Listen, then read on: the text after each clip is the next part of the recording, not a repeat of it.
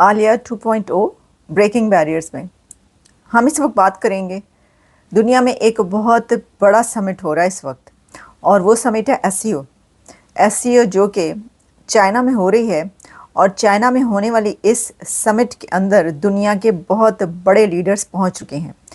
अगर हम जियो political landscape को देखें तो ये समिट बहुत सिग्निफिकेंट है, क्योंकि एससीओ वैसे तो कहा जाता है कि अब इसका कोई फ़ायदा नहीं। एससीओ तो बस ऐसे ही एक नाम दिखाने को है, इससे कोई रिज़ल्ट नहीं निकल सका और ना ही आगे निकलेगा। लेकिन जब आप ये देखते हैं कि एक ऐसा सिनेरियो जिसके अंदर हर आए दिन में नए कुछ डिज़ाइन बनते हैं, नए डिज़ाइन यानी जो जियो पॉलिटिकल लैंडस्केप है वो चेंज होता हुआ नज़र आता है।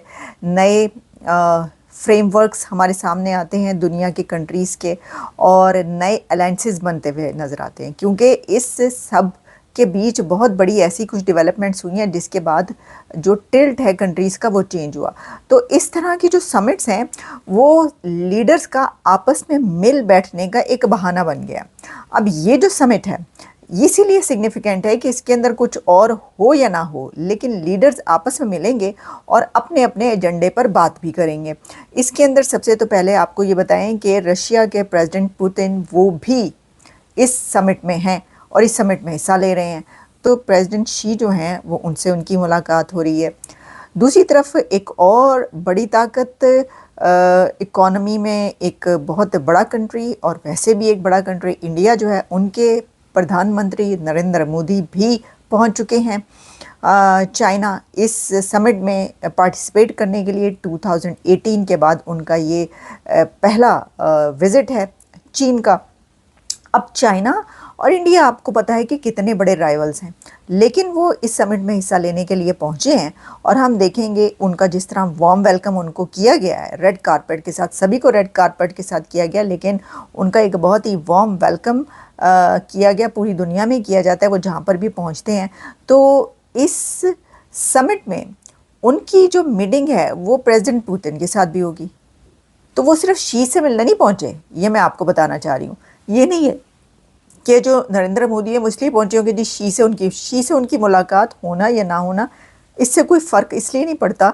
वैसे तो कहा जा रहा है कि ये था है दोनों कंट्रीज़ के बीच, ये जो एससीओ है इसके अंदर भी हो सकता है कि एक ऐसे सिनेरियो में कि जब मैंने आपको ये बताया कि न्यू अलायंसेस बन रहे हैं और जो अमेरिका के साथ इंडिया का एक लड़ाई चल रही है, एक कॉन्फ्लिक्ट चल रहा है टैरिफ की वजह से, तो कहते हैं कि जो इस वजह से, इसी रीज़न से जो भारत है वो चीन के करीब हो गया, या चाइना जो है वो भारत के करीब हो रहा है इस वक्त से, इस समय से फ़ायदा उठाकर।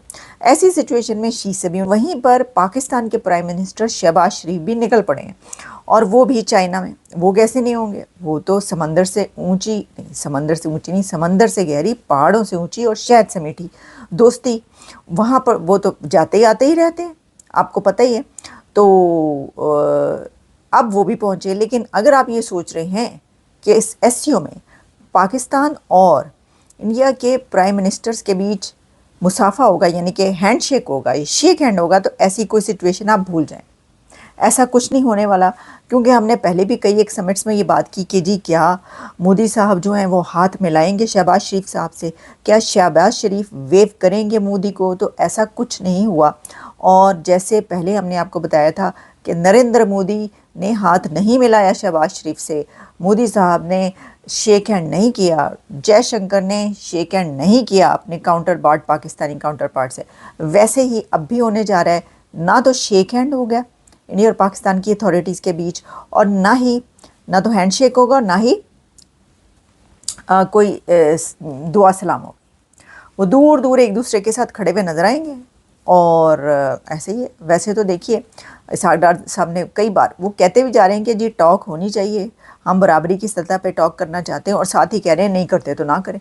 मतलब हुनसी ना ही समझिए। जब वो कहते हैं पता चल जाता है, अच्छा हुनसी ना ही समझिए, तो जब पता चल जाता है कि ना ही समझिए तो फिर कहते हैं नहीं तो ना सही। तो ये हैं हालात। तो इसमें जो है ये जो हम बात करते हैं इंडिया पाकिस्तान के बीच, क्या कोई था होगा, था क्या, वाह था ना, कुछ भी सब कुछ लगा लें, कुछ नहीं होगा। और जो हालात है उसमें बल्कि हो सकता है अगर आमने सामने आ जाए तो 2-3 जो है ना वो धमकियों शमकियों का चल जाए दरमियान में एक सेशन, और हो सकता है मोदी साहब ये कह दें कि आ रहा हूँ मैं, बस तैयार रखो, पानी तो छोड़े ही, अब आगे जो है ना मैं बताता हूँ अगला हमला कहाँ से करना और फिर आपको पता चलेगा। और दूसरी तरफ से कहा जाए हमारे पास भी पाव भर के बम है, देख लें, फिर हमें छेड़ा तो फिर खैर नहीं है। तो ये सिचुएशन हो सकती है, लेकिन दूसरी वाली नहीं हो सकती। अच्छा जी, इसके अंदर एक और बड़ी डेवलपमेंट मैं आपको बता दूँ, वो क्या है, एक ऐसा इवेंट है जिसकी नरेंद्र, लेकिन कहा यह जा रहा है कि मोदी बॉयकॉट कर रहा है उसका। मोदी बॉयकॉट कर रहा है चाइना में होने वाली परेड का। अब वो जो ये जो आर्मी की परेड चाइना में हो रही है, उसमें जो बाकी सब लोग हैं वो रुक रहे हैं। पुतिन भी रुकेंगे, शहबाज शरीफ साहब तो खैर वैसे ही वो एक लंबे टूर पे ही जाते हैं, आपको पता है कि चीन पहुंच के तो फिर चीन से वापस कौन जल्दी आएगा।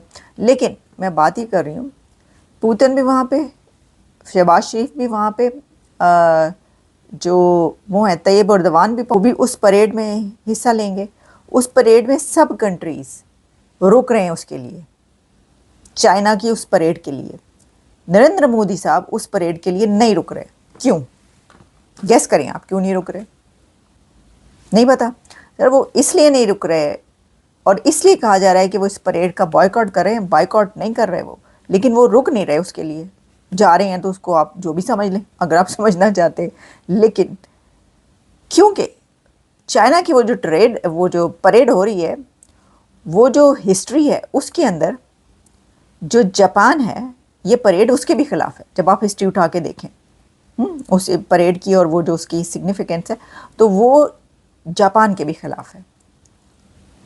तो जापान और चाइना के बीच जो चलता रहा है हिस्ट्री, रिसेंट हिस्ट्री और अभी भी पास्ट जो है, तो उसमें इंडिया तो जापान का बहुत अच्छा दोस्त बन चुका है।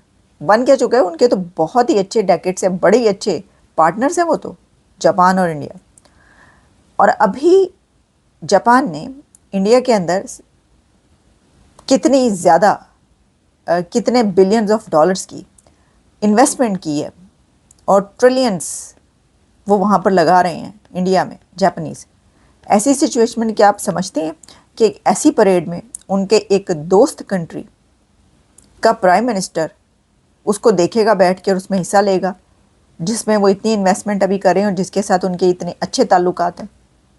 इस वजह से कह रहे हैं कि नरेंद्र मोदी जो हैं वो उसकी उस परेड में हिस्सा नहीं ले रहे या उसको देखने के लिए नहीं रुक रहे। वैसे भी उनके पास इतना फालतू टाइम नहीं होना, लेकिन वो जो बाकी लोग हैं वो रुकेंगे, लेकिन वो नहीं रुक रहे। उनके ना रुकने की जो है ये वजह कही जा रही है कि जी जापानीज़ जो हैं वो तो नाराज़ हो जाएंगे। वो मतलब वो कहेंगे कि हमारे जो हैं वो आप उनके साथ मिल के उसी को देख रहे हैं जो कि तारीख़ जो है वो हमें वो हम ये कहते हैं कि हम फाशिस्ट हैं, हमने कब्ज़ा किया, हमने ये किया, हमने वो किया, और आप वो बैठे देखेंगे वगैरह वगैरह। तो ऑब्वियसली वो उनकी सेंसिबिलिटी उनके पास है, वो उसमें नहीं होंगे उस परेड के अंदर। तो जो शहबाज शरीफ साहब हैं वो जम के बैठ के देखेंगे, ठीक है, क्योंकि जापान और पाकिस्तान की कहाँ इतनी बड़ी ट्रेड या वो इन्वेस्टमेंट कितों ला रहे हैं। वो कहेंगे जी इन्वेस्टमेंट लगाएं, तो फिर हम सोचेंगे कि उसका हम कुछ खबरें एसईओ की। एसईओ का जो एजेंडा है सिक्योरिटी है, साइंस और टेक्नोलॉजी है, रोबोट से लेकर और साइंस और टेक्नोलॉजी हर तरह की उसकी इस वक्त दुनिया में चल रहा है। टैरिफ का मामला, वेस्ट कहाँ पर खड़ा है, अमेरिका कहाँ पर है, उनके साथ क्या हो रहा है क्या नहीं हो रहा है, इस सब में सब लोग मिलकर जो है वो बात करें।